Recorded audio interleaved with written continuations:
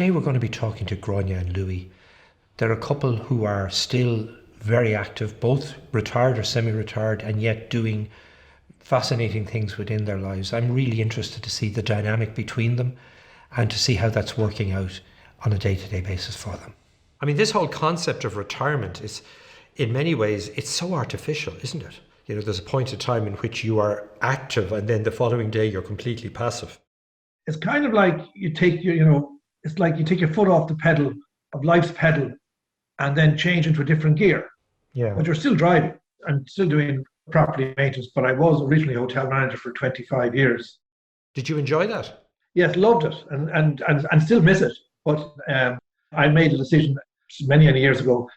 I felt there was more to be done with my own life, and I didn't want to give 60, 78 hours a week sometimes, you know. When I did take that leap of faith, I have never regretted it. Yes. From that point of view, but it was a leap of faith.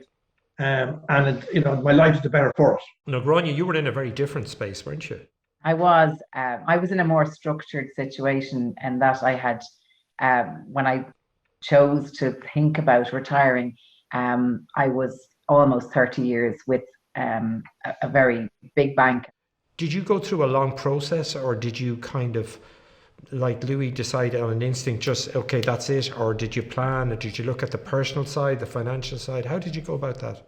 I thought about it for a long time. So we crunched some numbers and we had a look at what we could do.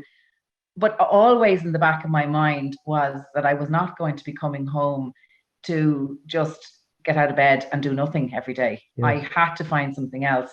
Did you discuss it as a couple? Oh yes, we did. We just said, this is, because when these are big changes in life, and you have to adjust to it, and you have to discuss it. It's not all about me or not all about her. It's a joint situation. You're both theoretically, therefore, retired, semi-retired. I mean, the language is meaningless in many ways, but you're both very active. Well, I think it's very important to realise that, that even though you're retired, life doesn't end. It's only beginning as far as we're concerned now. We have, hopefully we have another 20 or 30, well, I won't say 30, but 20 years left of good active life. And active is the operative word here. But when you stepped back from various roles you had, did you actually formally mark that in any way? It so happened that Louis was reaching around milestone birthday at roughly the same time.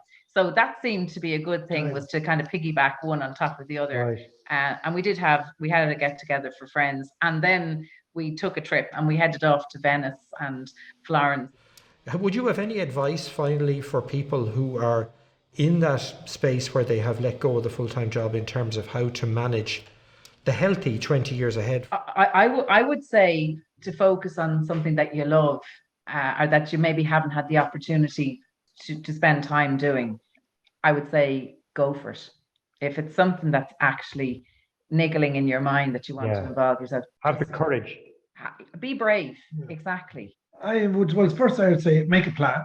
Yeah. And a plan, it doesn't have to be rigid. It can change.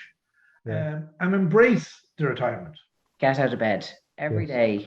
Put the feet on the floor and do something with your day. Grania's phrase was get up, dress up and show up. That's exactly. That's always been my motto. Thank you very, very much, both of you. Thank you very much. Now. Take care. Bye-bye, guys. Bye-bye. It was great to see Grania and Louis coming up with a plan to actually mark that transition that they both went through into retirement, and how, in a sense, that became a focal point for the transformation which retirement is in all our lives.